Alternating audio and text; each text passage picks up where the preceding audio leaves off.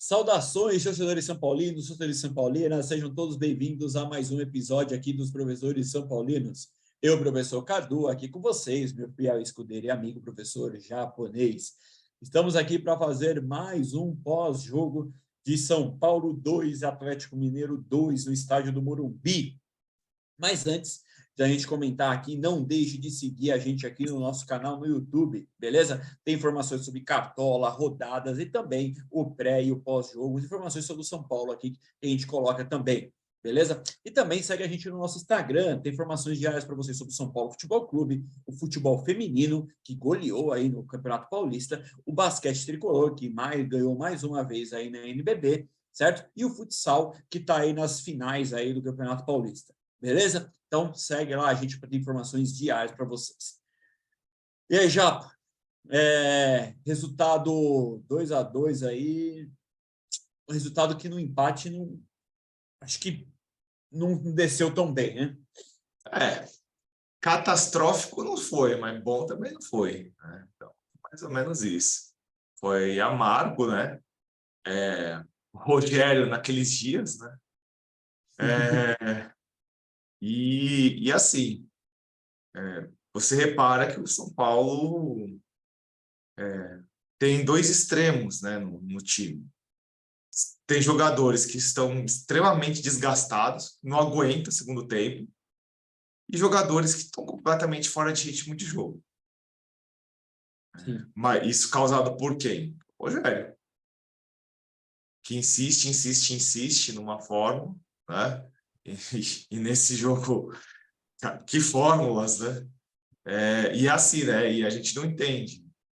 Eu realmente eu não entendo algumas coisas. E ele critica jogadores que jogam melhor no time no jogo, ele critica, né? Ele elogia quem vai mal e critica quem joga bem, né? É até uma coisa estranha. Eu não quero acusar ele de nada, mas é um comportamento esquisito. Até beira o preconceito, eu acho.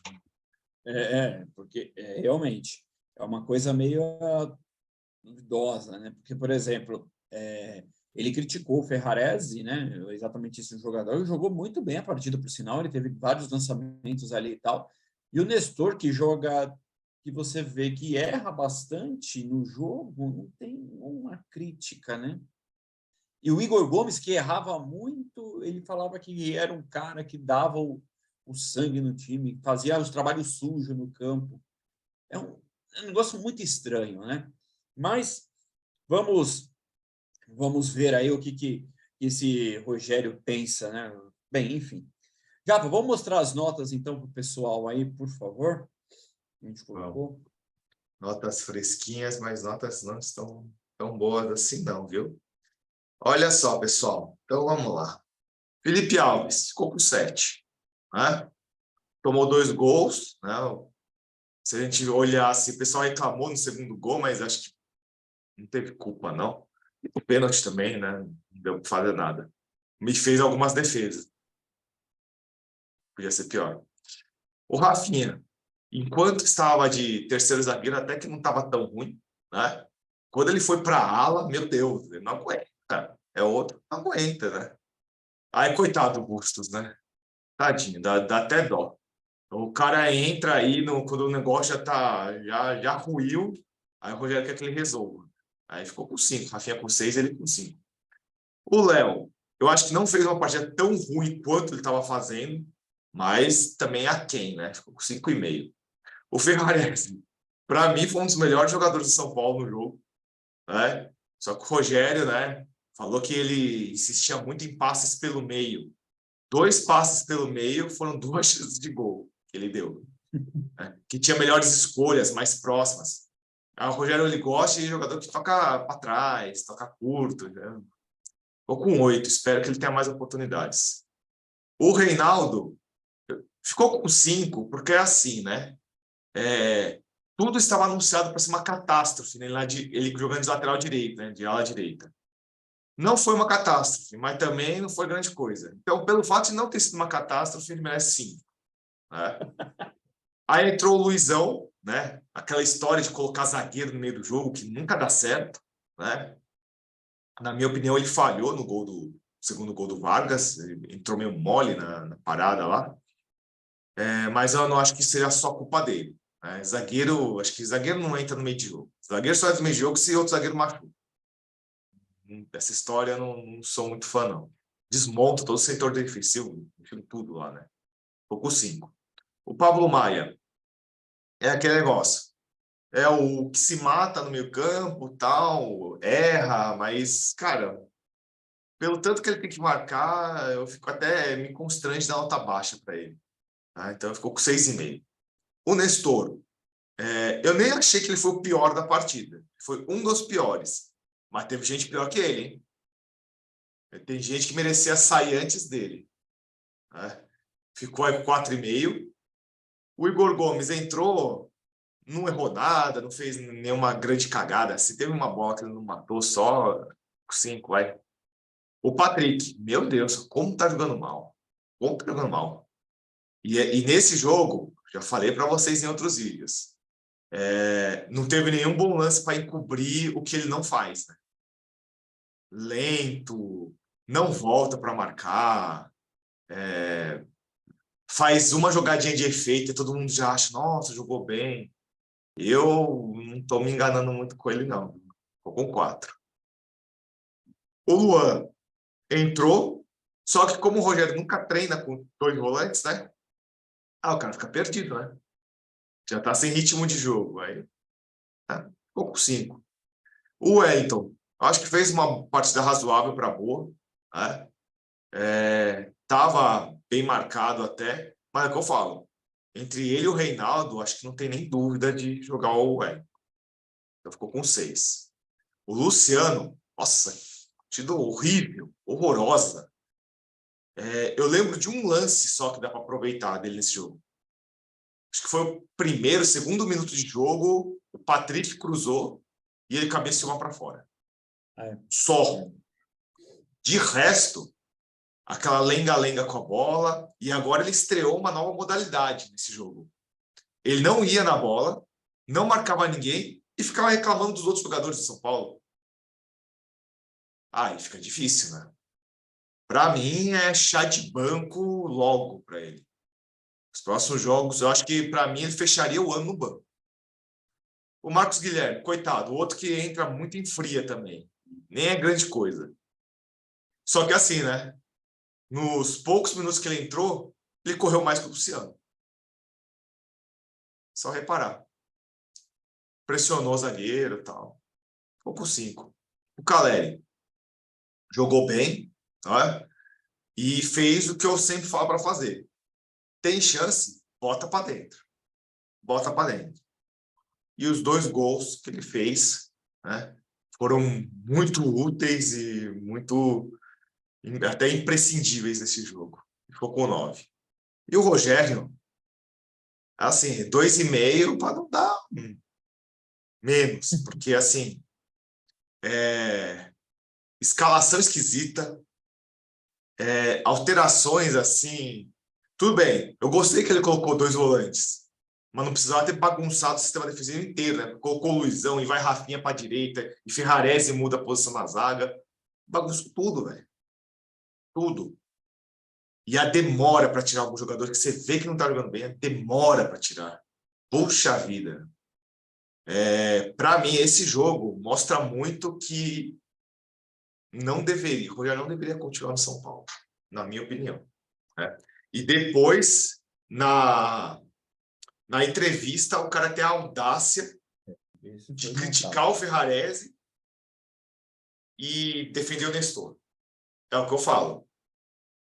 Pode ser que não aconteça isso, mas eu suspeito que jogador que vem de fora, jogador estrangeiro, faz tudo errado para ele. Jogador revelado em Cotia faz tudo certo. Então tem 2 São Paulos lá, né? Certo? Parece, né, meu? Parece política no São Paulo. Aí fica difícil. Fala aí, cara. Essa visão realmente do Rogério que você estava falando, e de fato eu também acho isso. uma coisa, eu acho totalmente... É estranho, é no mínimo estranho, né, Japa? Porque você vê um jogador, por exemplo, no caso do Ferrarese mesmo, não ter essa condição. Ele é um zagueiro bom, alto, né? E ele demonstrou qualidade não só nesse jogo, mas quando aquele jogo, a primeira vez que ele jogou foi contra o Santos, lembra? Que até nós tínhamos comentado que ele fez umas jogadas lá importantes do São Paulo. Enfim, foram, perdão, foram jogos muito importantes que o Ferrarese demonstrou isso. E o jogo, claro, teve um jogo aí atípico que foi contra o Palmeiras, que ele foi expulso, enfim. Mas, fora isso, eu acho que é umas condições que o Rogério é meio estranho. Sou estranho nessa situação, né? O Caleri, de novo, foi o destaque da partida. Ele joga sozinho lá na frente, né? Enfim, ele teve 2 oportunidades para fazer o gol, ele fez. É isso mesmo. A bola veio e matou, né? Então, esses são as qualidades do Caleri. O Caleri tem essas qualidades. Ainda acho que o Caleri, mesmo tendo essas grandes qualidades, eu acho que ele demora para finalizar algumas jogadas, por exemplo. Tem algumas situações de ele perder muito gol.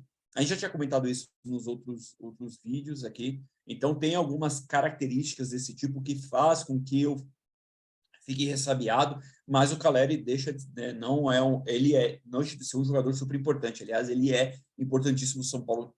Sem ele e com ele, o São Paulo é outro time. Então, isso é umas qualidades importantes que o Caleri tem, fantásticas e é importante. Não é à toa que foi o melhor jogador do São Paulo na partida, isso de fato, né? E a gente tem características desse tipo. Eu tenho na visão, por exemplo, o Rogério, um fator que me deixou assim, deixou muito chateado no que ele falou, né? Na entrevista coletiva, de ele ter falado, por exemplo, que nós iremos ver a falta que o Nestor faz, né? Porque o Nestor está suspenso, no próximo jogo não vai jogar. Isso desmerece até o jogador que vai entrar, né? Você fala assim, porra, o cara que vai entrar no lugar, o cara deve olhar para ele e falar assim, peraí, eu não tenho capacidade de substituir o cara, mano? Então, as falas do Rogério são situações que me deixam muito com a pulga atrás da orelha, de uma situação complicada, de você ver, por exemplo, que talvez o elenco não tenha tanta afinidade com o técnico assim. E isso me deixa bem triste nessa condição, porque realmente é uma coisa que o São Paulo precisa ter alguém ali que tenha o elenco na mão, tenha todo mundo junto, porque assim, o time já é uma situação complicada. Durante 7 anos que nós tivemos aqui, nós tivemos um título paulista, entendeu? E o Palmeiras ontem conseguiu esse título, mais um, de um monte durante 2 anos. Então, você vê um time ganhando tanto isso, o São Paulo ficando para trás nessa situação, né? Então, era necessário, precisava-se ter alguém que se tinha essa condição de colocar o time aí nas melhores condições, ter um elenco na mão, ter um cara que apoie, que não fique numa entrevista coletiva criticando o jogador, entendeu? Se for para criticar jogador, mesmo que seja contrário de todas as visões possíveis, chega no cara no vestiário e comente. Não fale isso com todo mundo da entrevista coletiva, não expõe o cara da forma que põe, entendeu? Então, essas condições mostram que, literalmente, o Rogério, sabe, parece que não tem o elenco na mão, Não, sabe? e assim, eu até falei da base, mas, por exemplo, o Wellington, ele cansa de criticar também. Então, assim, você vê que tem algumas preferências pessoais dele. Eu também acho que deixa os caras para baixo. Eu vejo aí alguns técnicos melhores sucedidos que ele. Eu não vejo fazer isso. Não faz isso, exatamente. Exatamente. Defende o jogador até o fim nas câmeras. Se for para falar do cara, fala fora. Exato. É bem ruim. Na minha opinião, eu acho que isso mostra, assim, lembrando, tem a situação lá do Galopo, né, que nunca tem oportunidade, só tem oportunidade nas frias. Então, por que ele deixou o São Paulo gastar esse dinheiro com ele? se ele achava... Exatamente. Exatamente. Sinceramente, para mim, é claro e nítido que ou o Rogério muda muito o comportamento dele, ou muda o técnico. Muda o técnico. Tem. Japa, na minha opinião, você falou a sua opinião de fato que você queria que falou assim, na minha opinião, eu acho que o Rogério não deve ficar, na sua opinião. Na minha também é essa. Porque, vamos pensar o seguinte, eu tinha, fazendo uma análise, a gente vai fazer uma análise depois, né, depois com as condições do final do ano, enfim, de tudo que aconteceu no São Paulo, a gente vai estar a analisar isso. Mas é só, rapidinho, só um trecho. Olha só, o São Paulo conseguiu chegar na final da Sul-Americana. Beleza. Até lá, o São Paulo enfrentou times de baixa categoria, de fato. Se a gente for pensar bem, enfrentou o Ceará e o Atlético Goianiense, que eram dois times aí que deram trabalho para o São Paulo. O Ceará está na zona de rebaixamento, o Atlético Goianiense está quase rebaixado no Campeonato Brasileiro. Esse é o primeiro detalhe. O segundo detalhe, jogamos a Copa do Brasil, chegamos na semifinal da Copa do Brasil. Mérito, claro, mérito do São Paulo. Mas nós jogamos umas quartas de final contra o Palmeiras, que nós tivemos sorte. Porque o Palmeiras perdeu um pênalti logo em seguida, e depois o São Paulo teve um pênalti a favor, que gerou, o jogo foi para os pênaltis. Então, tivemos uma sorte em relação a isso, né? E esses são alguns dos pontos que temos que colocar isso em pauta. Entendeu? Temos que colocar isso em pauta. E o São Paulo hoje está lutando por uma pré-Libertadores, beleza. Mas teve jogos que, se você for pensar atrás, no Campeonato Brasileiro, nós tivemos um jogo contra o próprio Palmeiras, um jogo contra o Corinthians, por exemplo, contra o Juventude até mesmo. Teve alguns jogos a mais aí, que a gente vai analisar depois. Mas teve um jogo que o São Paulo empatou. É o campeão dos empates. E o elenco do São Paulo hoje, gente, não é tão ruim que o do Crespo. O do Crespo é pior, a gente for analisar. Do Crespo, do Diniz. O Diniz, exatamente. O elenco era pior. Vamos pensar, o elenco era pior. O elenco do São Paulo não é tão ruim assim. Nós podemos até comparar, por exemplo, com o tal Atlético Paranaense, viu, que chegou na final da Libertadores. Não, entende? O próprio Inter, que é vice-líder do Campeonato Brasileiro. É o vice do brasileiro. Exatamente, Japa. Então, gente, são essas condições. Eu acho que tem algumas coisas que facilitaram, até facilitou o Inter ter saído nas Copas e ter chegado onde chegou, né? Mas, mas isso não remete, por exemplo, à posição que o São Paulo está. Então, algumas situações. E, além disso, nós temos que também falar sobre a fala do Rogério, que não é a primeira entrevista coletiva dele que ele faz isso, não é a segunda, é de constante. Ele tem essa condição de expor o jogador, e isso realmente não é bom. Ele faz isso? Por que ele faz isso? Porque ele é ídolo do time, entende? Ele foi ídolo como jogador. Eu acho que lá os caras deram uma carta branca para ele que poderia fazer o que quiser lá dentro, entendeu? Tem todas as condições. Então, ele acha que pode fazer isso. Na minha visão, leigo de fora, e não sou profissional do futebol, sou torcedor. Eu aqui, eu não gostaria, por exemplo, que meu chefe, por exemplo, chegasse na frente de todo mundo, por exemplo, até meu coordenador chegasse para os pais e falou assim, esse professor aqui, não, ele faz algumas coisinhas erradas. Que é isso? Ele tem que chegar em mim e falar, não para eles. Chega em mim e fala assim, particularmente, vamos conversar aqui, é isso, isso, isso. Não com todo mundo. O que é isso? Então, eu, como profissional, eu não gostaria disso acontecer. E com certeza o jogador não quer que isso aconteça, né? Então, são alguns pontos aí que eu acho que devem ser analisados muito bem pela diretoria. E analisado pelo próprio Rogério. É de São Paulo? Ele é São Paulino? Então, Rogério, analisa bem a sua vida e fala, meu querido, não tá bom para mim, vou dar uma volta aí, vou procurar os meus caminhos, né? E é isso, Japa. Então, essa que é a questão. Aí tem gente que fala assim, mas eu vou colocar quem? Tem técnico bom. Se não tem no Brasil, tem fora, né?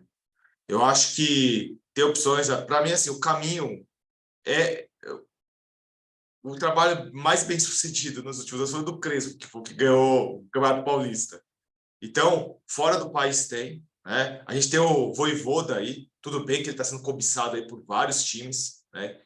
Conseguem pagar mais que o São Paulo, mas acho que não custa nada aí dar uma consultada. O Eduardo Cudê foi demitido ontem do Celta, já é um cara que também tem experiência no futebol brasileiro, né? Quando ele foi embora, ele deixou o Internacional em primeiro, aí depois o pessoal ficou exaltando o trabalho do Abel Braga, não. Ele deixou em primeiro, com o Inter vivo na Libertadores e na Copa do Brasil. O Abel Braga eliminou o Inter das duas Copas e chegou em vice, quer dizer, ele piorou tudo que o Cudê fez. Mas aqui no Brasil, não, é o Abel.